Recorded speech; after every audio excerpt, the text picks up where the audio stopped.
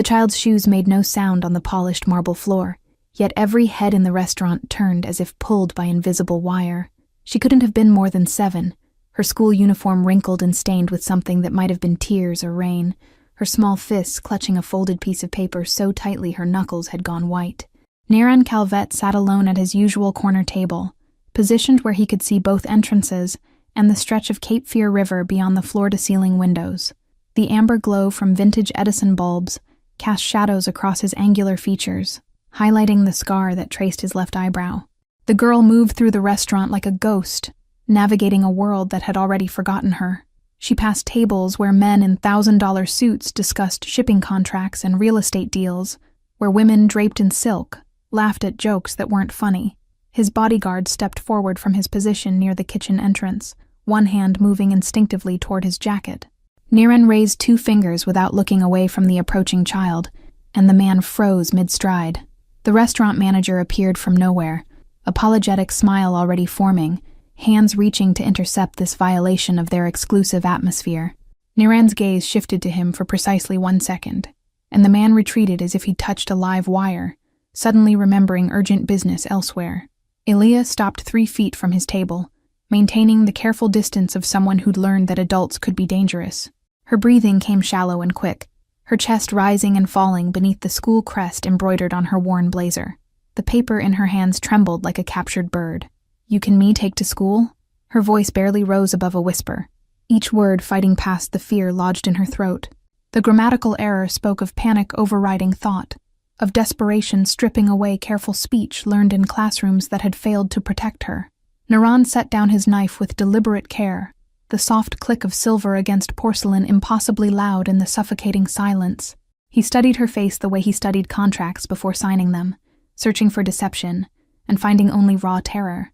Behind her eyes lived something he recognized from mirrors in his own youth. Why? The single word carried no warmth, but no threat either, just the flat curiosity of a man accustomed to understanding motivations before acting. He leaned back slightly, giving her space to breathe, to choose whether to continue or flee. Ilia's hands shook harder as she unfolded the paper, smoothing it against her chest before extending it toward him. The movement exposed a bracelet of bruises circling her thin wrist, purple and yellow marks that formed the unmistakable pattern of adult fingers. She didn't seem to notice his attention shift to them. "They push me every day. They say mean things and nobody stops them." The words tumbled out faster now, like water breaching a dam. "And there's a man in a black car who follows me home and he knows where I live." Niran took the paper from her trembling fingers, his movements slow and measured. The page contained a child's drawing in fading crayon, a stick figure girl surrounded by larger figures with angry scribbled faces, and off to the side, a black rectangle with circles for wheels. In the corner, written in wobbly letters, was an address he recognized from the east side. "I told my teacher and she said I'm being dramatic. I told the principal and he said kids need to learn to solve their own problems." Elia's voice cracked, tears spilling over despite her obvious effort to appear brave. "My mom called the police and they said mean words aren't a crime." The restaurant had become a tableau of frozen voyeurs, every person present aware they were witnessing something that would be discussed in whispers for weeks. Niran folded the drawing carefully, creasing it along lines that had already been folded and refolded countless times, evidence of a child seeking courage in preparation. Why me? He asked the question that mattered, the one that separated random desperation from calculated choice. His reputation wasn't secret. Everyone in Wilmington knew his name and what it meant. What happened to people who earned his attention for the wrong reasons? Elia wiped her eyes with the back of her hand, leaving a smear of dirt across her cheek. "Because everyone is scared of you. And I thought maybe if they're scared of you, they'll be scared to hurt me." The logic was devastatingly simple. The reasoning of a child who'd learned that fear was the only currency that mattered. The afternoon sun filtered through the tall windows of Riverside Elementary, casting long shadows across the playground, where Elia had learned to make herself invisible. 3 weeks earlier, the nightmare had begun with a boy twice her size shoving her into the brick wall during recess, laughing as her lunchbox scattered across the asphalt.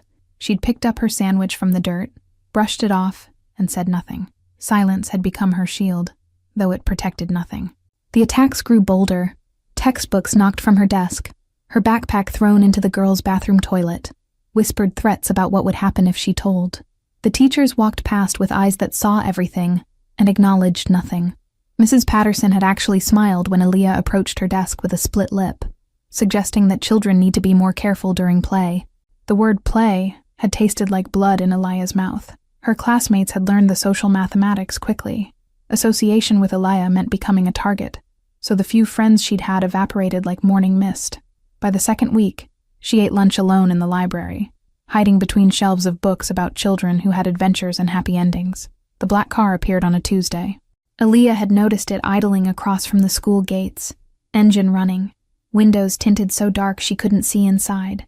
At first, she'd thought nothing of it. Parents waited in cars all the time, though usually not in vehicles that looked like they belonged in movies about criminals. The next day, the car was there again, in the same spot, and the next. By Friday, when she walked past it to head home, the passenger window rolled down just enough for a voice to reach her. "I know which apartment is yours, the one with the broken blind." Aaliyah had run the remaining 4 blocks home, her heart hammering so hard she thought it might break through her ribs. She'd burst through the apartment door to find her mother already in scrubs, preparing for another night shift at the hospital. Syrian's exhausted smile had faltered when she saw her daughter's face. "Baby, what happened?" Syrian had knelt immediately, hands gentle on Aaliyah's shoulders, searching for injuries with eyes trained to spot trauma. But some wounds didn't show on the surface, didn't bleed in ways that could be bandaged or treated with antiseptic. Aaliyah told her everything, about the bullying that had become daily ritual, about the teachers who suggested she try harder to fit in, about the car and the voice, and the knowledge of where they lived. She watched her mother's face shift from concern to rage to helpless fear.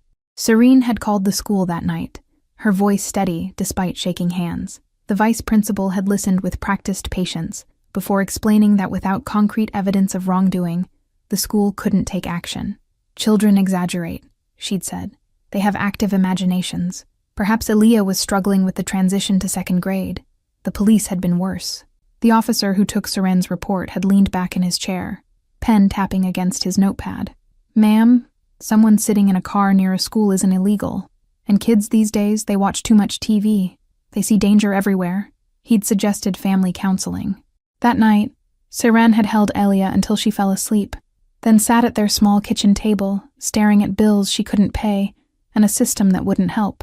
She worked doubles to keep them fed, came home to an empty apartment because childcare cost more than she earned, and now learned that her daughter's fear counted for nothing against bureaucracy. The bruises came next. Aaliyah fell down the stairs at school, or so the story went. Then she walked into a door. Then she tripped during gym class. Each incident carefully positioned in the gray area between obvious abuse and plausible accident, each one designed to terrorize while maintaining deniability. Seren photographed every mark, documented every incident, called every authority she could find. The responses varied in wording, but carried the same message: prove it, bring witnesses, show us evidence that meets our threshold. Your daughter's word against theirs isn't enough. The black car continued its vigil. Sometimes it was there in the morning, sometimes only after school. Once, Aaliyah saw it parked on her street at midnight, visible from her bedroom window.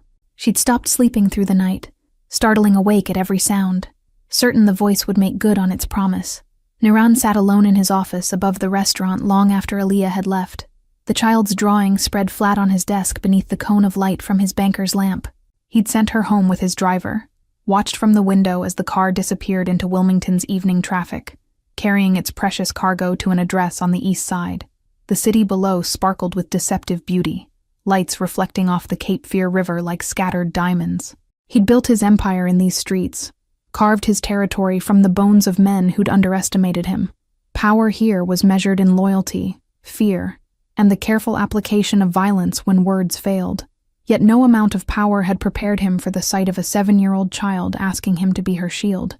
He'd killed men for lesser offenses than the ones inflicted on Aaliyah. He'd destroyed businesses, ended careers, sent messages written in consequences that people understood. But this required something different, something he wasn't certain he possessed. His lieutenant, Cole Brennan, sat across from him in patient silence. The man had been with Niran for a decade, had seen him navigate gang wars and federal investigations without breaking composure. Now he watched his boss stare at a child's crayon drawing, as if it held answers to questions nobody had asked yet. The school is Riverside Elementary. The principal is Dennis Crawford, 20 years in the position. Clean record, active in the Chamber of Commerce. Cole's voice carried the flat professionalism of a man reading intelligence reports. The car is likely a 2019 Dodge Charger, black tinted windows. 3 similar vehicles registered to known associates of the West Side crew. Naran's fingers drummed once against the desk, the only external sign of the calculation happening behind his eyes. The West Side crew dealt in drugs and extortion, operated with the vicious stupidity of men who mistook cruelty for strength. They'd been expanding territory, pushing into neighborhoods previously considered neutral ground. The mother is Seren Halden, night shift nurse at Cape Fear Valley. Single parent, no criminal record, no outstanding debts. Lives in a rent-controlled building on 5th Street. Cole paused, consulting notes he'd compiled in the hour since Elia's visit. She's made 4 police reports in 3 weeks. None resulted in action. The detail about the police reports landed like a stone in still water. Naran understood bureaucratic indifference, had benefited from it countless times when authorities chose to look elsewhere while he conducted business. But the same machinery that ignored his activities also ignored children begging for help. And that equation revealed something rotten in the foundation. The boy leading the bullying is Travis Sheridan, 8 years old, son of Philip Sheridan, who owns 3 car dealerships and sits on the school board. Cole's tone remained neutral, but his eyes flickered with something sharper. The other children involved come from similar backgrounds: money, connections, parents who donate to the right causes. Naran absorbed this, fitting pieces into patterns he recognized. The world ran on protection, those who had it and those who didn't. Aaliyah had none, which made her invisible to people who only saw value measured in influence. She'd become acceptable collateral damage in a system designed to preserve comfort for those already comfortable. And the car following her? The question carried weight beyond its words, because Naran already knew what the answer would reveal about how far this went beyond schoolyard cruelty. Cole's jaw tightened. Best guess is recruitment or intimidation. The West Side crew has been targeting single mothers in that neighborhood, pushing protection rackets. If the mother doesn't pay, they go after the kids, make them scared enough that the parents comply. He set down his tablet. It's effective because nobody reports it. Who's going to believe a child over respectable businessmen? The silence that followed carried a quality of decision crystallizing into action. Naran stood, moving to the window where he could see his city spread below him like a kingdom built on compromises. He'd told himself for years that his business, however brutal, had rules. You didn't hurt children. You didn't prey on the defenseless. You kept the violence between those who chose this life. But the truth staring back at him from the river's reflection was uglier. His rules meant nothing to people like Travis Sheridan's father or the West Side crew. They operated in spaces he'd ignored, causing harm he'd considered beneath his notice. Aaliyah's fear existed because men like him had carved the world into territories and decided some streets didn't matter enough to protect. She asked me to walk her to school. Naran spoke quietly, almost to himself. A 7-year-old child decided that the most dangerous man she could find was safer than the people supposed to protect her. What does that say about us? Cole stood, recognizing the shift in his boss's posture that meant orders would follow. What do you want me to do? The question opened doors to possibilities both men understood, without needing to articulate them. Naran turned from the window, his face settling into the expression that made grown men reconsider their life choices. But beneath the calculated intimidation lived something newer. Something that felt uncomfortably like purpose awakening after a long sleep. Tomorrow morning, 8 o'clock. I'm taking her to school. Dawn broke over Wilmington with the kind of golden light that made the city look innocent, as if the darkness that thrived in its corners couldn't survive the clean wash of morning. Naran's car moved through empty streets, while most of the world still slept. The engine's purr the only sound besides gulls crying over the river. He'd chosen the sedan instead of the SUV his security preferred. Something that looked expensive but not ostentatious. The goal wasn't to arrive like an invading army, but to deliver a message written in presence rather than spectacle. Cole sat in the passenger seat, silent and alert, his eyes scanning every intersection they passed. Aaliyah's apartment building rose from a block of similar structures, all wearing the same expression of dignity, fighting a losing battle against time and neglect. The brick facade had once been red, but had faded to the color of dried roses. Window air conditioners jutted from random openings like metal tumors. Naran had been to worse places, had conducted business in basements and warehouses where rats outnumbered people. But something about this building's tired respectability hit differently, Families trying to maintain normalcy in spaces that demanded constant compromise. Saren Halden worked night shifts to afford this, and her daughter still wasn't safe. The apartment door opened before he could knock. Saren stood there in wrinkled scrubs, her face carrying the particular exhaustion of someone who'd worked 12 hours, then stayed awake worrying. She'd clearly been watching from the window, waiting for the car she both hoped and feared would come. Mr. Calvet.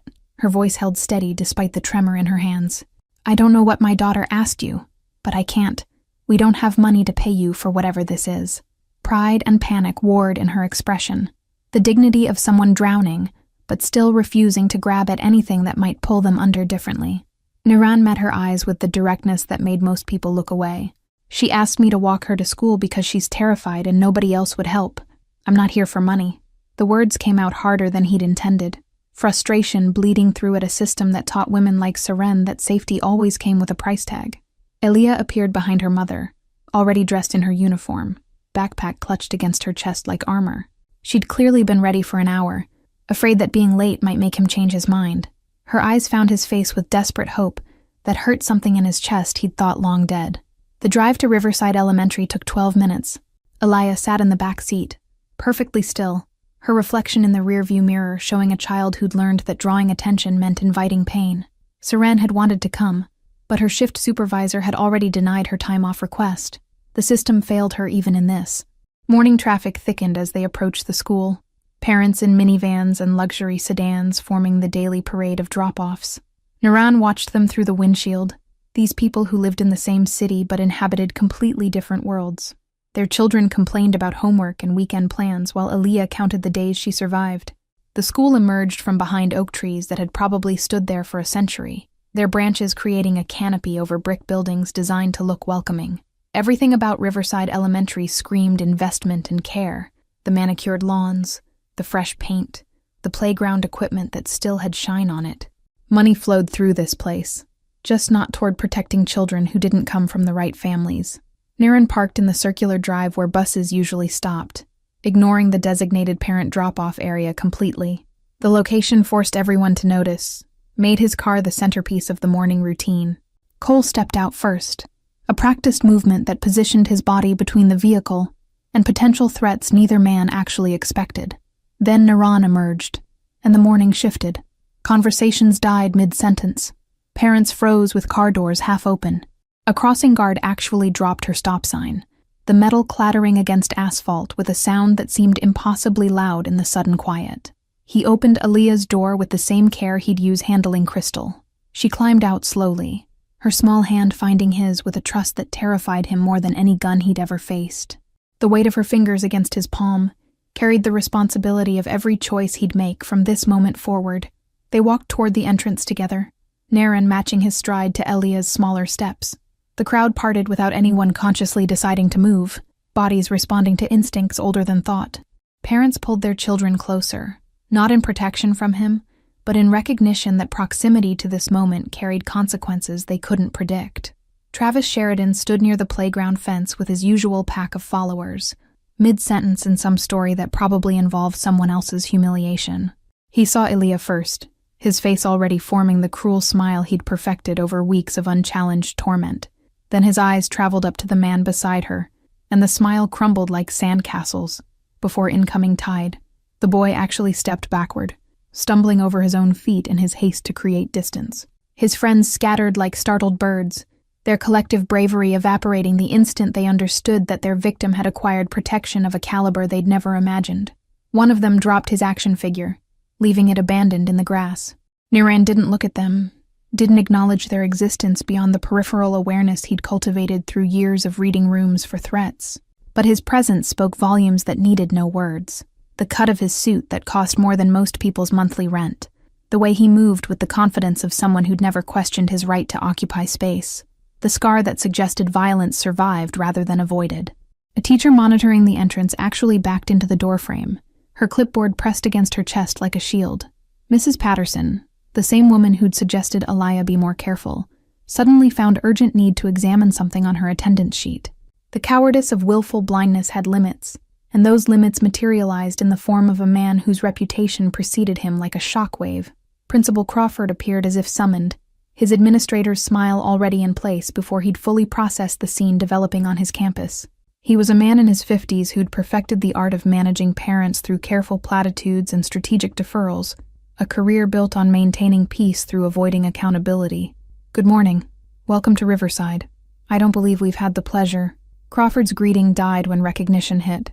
His face went through a fascinating progression of emotions: confusion, realization, fear, and finally the desperate calculation of someone trying to remember if he'd recently offended anyone who might warrant this particular visit. Naren reached into his jacket with deliberate slowness, giving everyone time to notice, to wonder, to consider possibilities both mundane and terrible. What emerged was a manila envelope, thick with contents that suggested documentation rather than threat. He held it out to Crawford with the air of someone delivering a subpoena. "This contains formal complaints about student harassment, documented incidents of physical assault, and records of every report Mrs. Halden filed that your staff chose to ignore." Niran's voice carried across the parking lot, ensuring everyone present heard every word. "Also included is a check for $50,000 designated specifically for your school's anti-bullying and student safety programs." Crawford took the envelope with shaking hands, his face now displaying the unique expression of someone who'd just been publicly backed into a corner of their own making. The donation was simultaneously a gift and an indictment, generosity that highlighted previous neglect. Refusing it would confirm everything Niran implied, while accepting it meant acknowledging the failures being corrected. "There's one more thing inside." Niran's tone dropped to conversational level, meant only for Crawford, though others strained to hear. "A list of every lawyer in Wilmington who specializes in negligence suits against educational institutions. Consider it informational, in case Mrs. Halden decides her daughter's documented suffering warrants legal remedy." The principal's Adam's apple bobbed as he swallowed. His carefully maintained authority had been stripped away in minutes, replaced by the cold understanding that consequences he'd successfully avoided were now circling back with interest. The parents watching would talk, the school board would hear, and his comfortable pattern of minimum intervention had just become untenable. Aaliyah stood silent throughout this exchange, her hand still in Naran's, watching the adults around her scramble to respond to pressure they'd never felt necessary to apply on her behalf. She'd learned early that justice was selective, that protection flowed to those who already had power. Now that equation had reversed, and every person who dismissed her was being forced to recalculate. "I expect Aaliyah's experience at this school to improve dramatically." Niran's final statement wasn't a threat, because threats implied possibility of noncompliance. This was simply reality being dictated by someone with the power to ensure it manifested. "If it doesn't, I'll take a more personal interest in how this institution operates." 3 days passed before Seren found the courage to enter the restaurant. She'd walked past it twice, her feet carrying her to the corner before her nerve failed, and she continued to the bus stop instead. The building intimidated her with its polished glass and valet parking, a world she visited only as staff, never as guest. But gratitude had weight, and some debts demanded acknowledgement even when payment was impossible. Her daughter had slept through the night for the first time in weeks, had come home from school with a story about eating lunch in the cafeteria without anyone bothering her. That miracle deserved more than silence. The maitre d' intercepted her 2 steps past the entrance, his professional smile already forming words of polite rejection. She wore her nicest dress, the navy one she saved for parent-teacher conferences, but next to the other patrons in their evening finery, she might as well have been wearing uniform scrubs. "I need to speak with Mr. Calvert." The words came out firmer than she'd intended, powered by the same steel that got her through double shifts and eviction notices. "Please tell him Seren Halden is here." She met the man's eyes and refused to look away, refused to accept dismissal without at least trying. Something in her expression must have registered, because the maitre d' paused, reassessed, then nodded toward the bar. "Wait here." He disappeared through a doorway partially hidden behind an ornate mirror, leaving Seren to stand awkwardly near the entrance while well-dressed strangers pretended not to notice her. The restaurant's interior was beautiful, in a way that felt almost aggressive, crystal chandeliers that probably cost more than a year's rent, artwork she recognized from a museum field trip Aaliyah had taken in first grade, silverware that caught the light like small blades. This was where power dined while discussing how to acquire more of it. Naran appeared from the same hidden doorway, his presence shifting the room's energy in ways Seren couldn't fully articulate. Conversations continued but grew quieter, as if people instinctively lowered their voices when he was near. He approached her with measured steps, his face revealing nothing of what he might be thinking. Mrs. Halden. He acknowledged her with a slight nod, then gestured toward a quieter corner away from the bar's traffic. You didn't need to come here. It wasn't dismissal, just statement of fact delivered in that same neutral tone he'd used when speaking to Principal Crawford. Seren followed him to a small table near the windows where the Cape Fear River caught the last rays of sunset, turning the water into molten copper. Up close, she could see the details the distance at her apartment had obscured, the gray threading through his dark hair, the lines around his eyes that suggested exhaustion hiding behind control, the way his expensive watch sat loose on his wrist as if he'd recently lost weight. I needed to thank you. For Aaliyah, the words felt inadequate, too small to carry the magnitude of what he'd done. She's been going to school without crying. That's not something I've been able to say in a month. Her voice cracked, despite her effort to keep it steady. Naran studied her face with the same intensity he'd given Elia's drawing, searching for something he seemed to find in the set of her jaw, or the shadows under her eyes. The school should have acted when you first reported the problem. You shouldn't have needed me. The criticism wasn't directed at her, but at the system that had forced this moment into existence. But they didn't, and you did. Seren pressed on, needing him to understand that his cynicism about institutions didn't diminish the reality of his impact. You have no idea what it's like to watch your child suffer, and have everyone tell you it's normal, that you're overreacting, that kids need to toughen up. Her hands gripped the edge of the table, anchoring her against the wave of emotion threatening to break through. The silence between them stretched, but it wasn't uncomfortable. Outside, a yacht moved slowly downriver, its lights beginning to glow as evening descended. Naran watched it pass before speaking again, his voice lower than before, almost gentle. I know what it's like to be powerless, to scream for help in a world that's chosen not to hear you. Seren saw something shift in his expression, a crack in the facade that revealed the human underneath the reputation. This wasn't the monster Wilmington whispered about in bars and boardrooms. This was someone who understood suffering from the inside, who'd built walls so high people mistook them for the entirety of who he was. Why did you help her? Really? Because nobody else would. The answer came immediately, as if he'd been waiting for someone to ask the question directly. And because at some point, power has to mean something beyond acquiring more of it. Otherwise, what's the point? He leaned back, the moment of vulnerability closing as quickly as it had opened. The package arrived at the district attorney's office on a Tuesday morning, delivered by courier service with no return address. Inside the unmarked manila folder lay evidence compiled with the precision of someone who understood exactly how the legal system operated and what documentation it required to move from willful ignorance to mandatory action. Photographs showed the black Dodge Charger parked outside Riverside Elementary on 14 different dates, time-stamped and geotagged.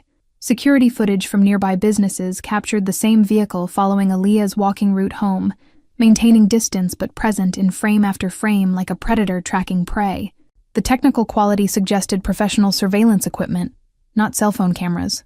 Bank records traced the Charger's registration to a shell company that collapsed under minimal investigation, revealing connections to the Westside Cruise financial network. Phone records showed calls between the vehicle's registered user and 3 members of the organization currently under federal investigation for racketeering.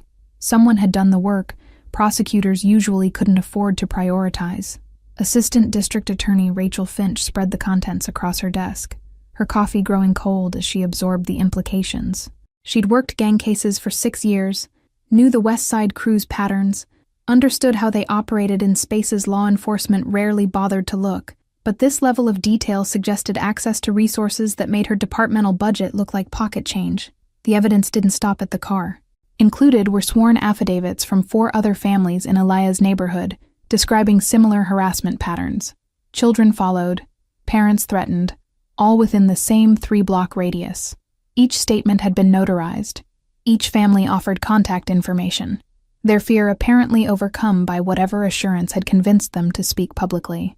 Medical records documented Aaliyah's injuries with clinical precision.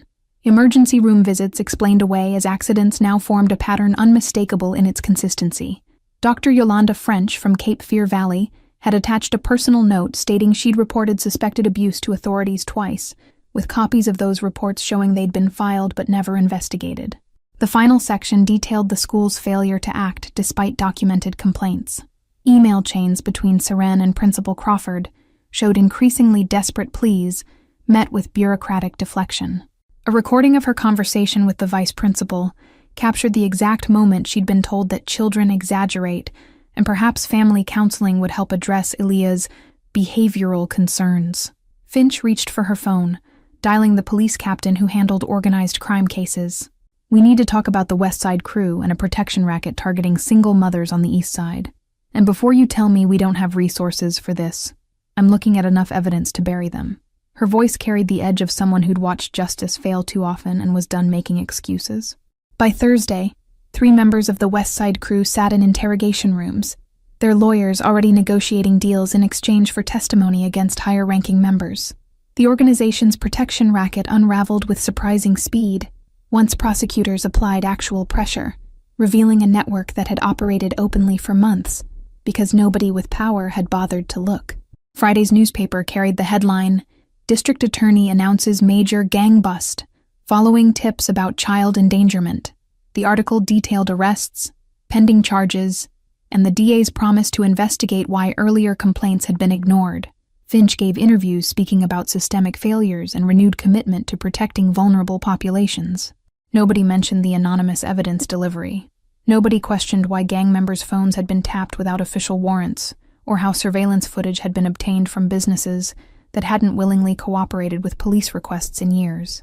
The investigation's origins remained deliberately vague, a gift horse whose mouth nobody wanted to examine too closely. Serene read the article 3 times, sitting at her kitchen table while morning light slanted through the window.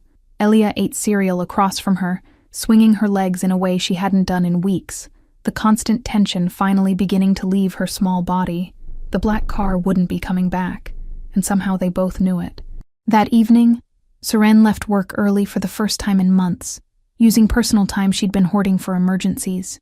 She walked to the restaurant by the river, not to go inside but simply to stand across the street and watch lights glow in the windows, where people who'd never known fear like hers enjoyed their evening meals. Gratitude didn't require acknowledgement, just the quiet recognition that some debts could never be repaid, only honored through living the life someone had made possible. Monday morning arrived with the kind of crisp autumn air that made Wilmington look like a postcard. Elia walked to school with her mother for the first time since the nightmare began, their hands linked.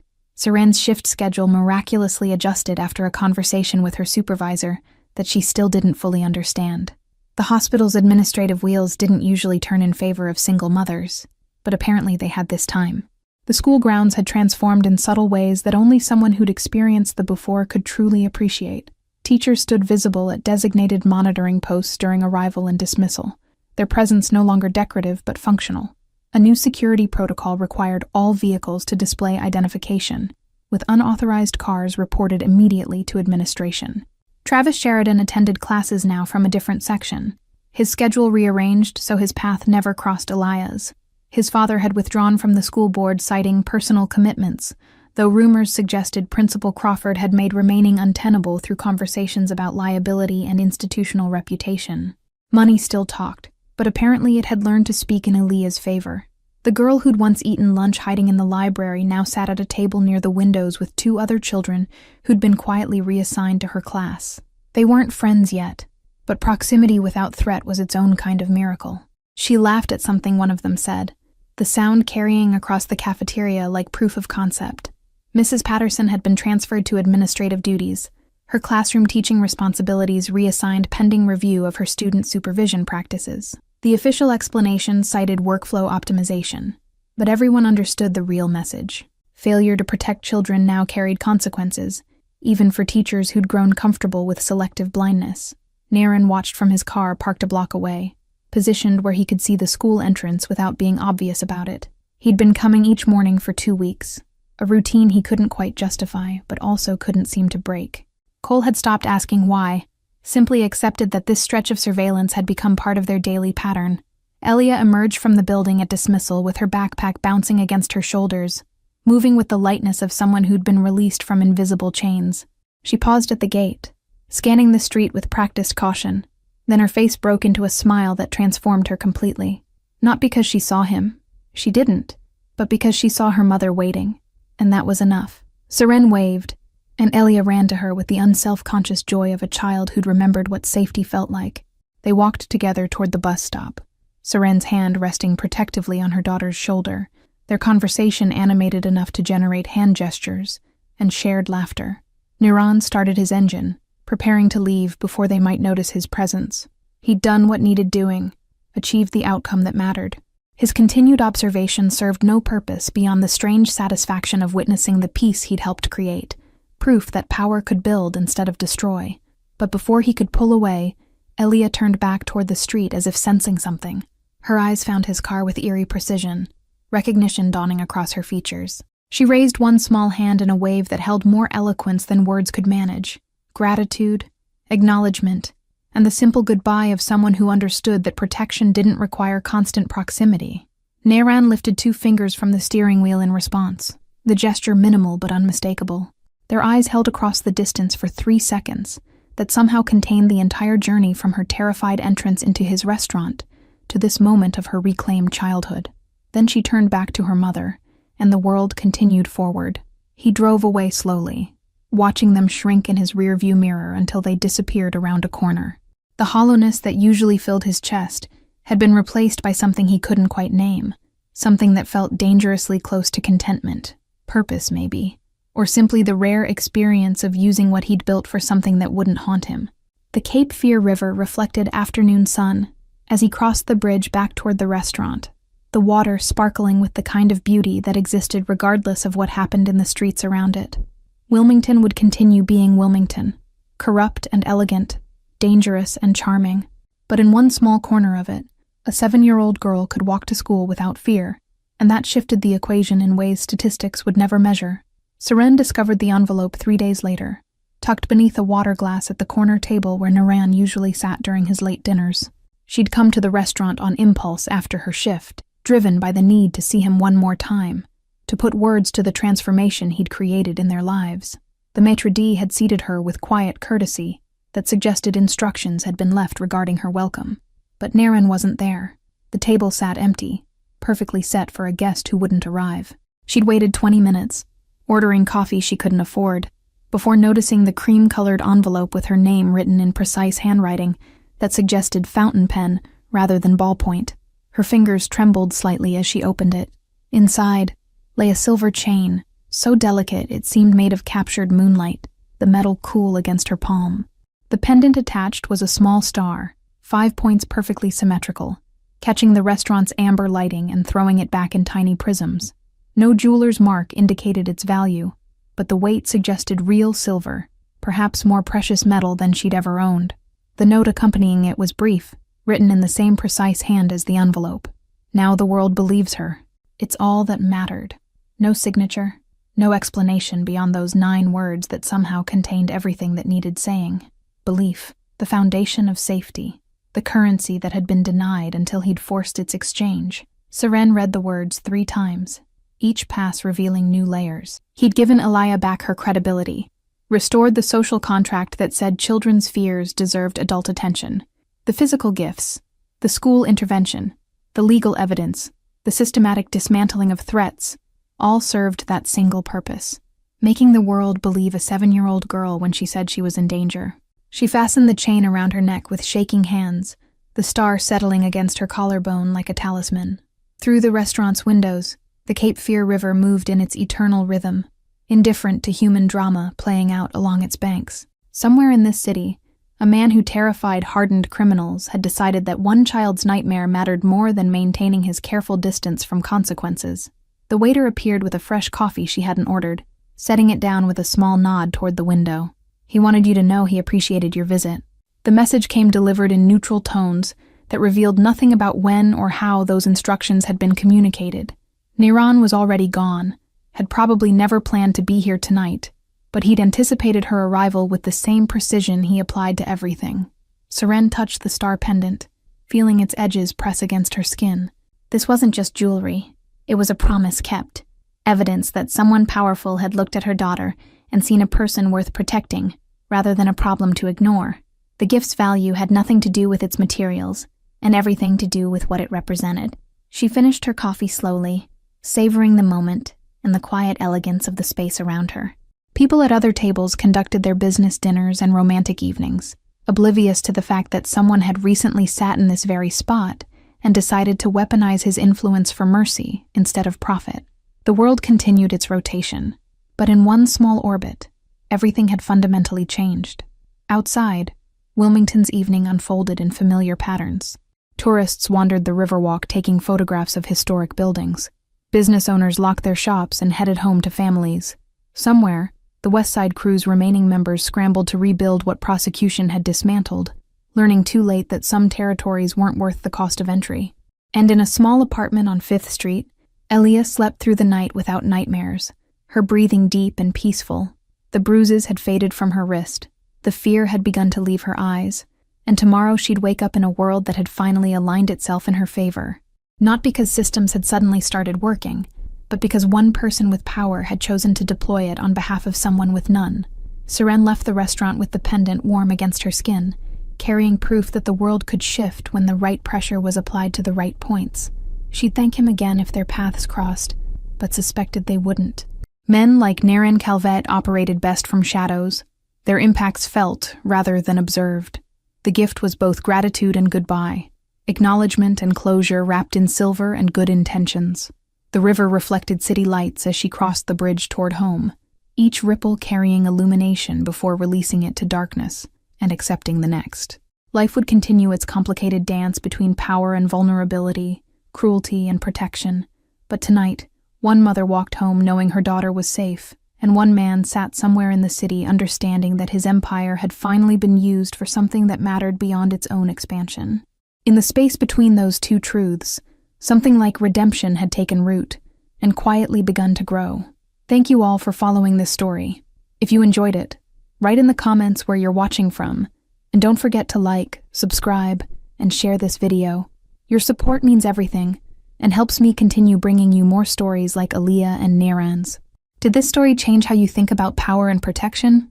Let me know below.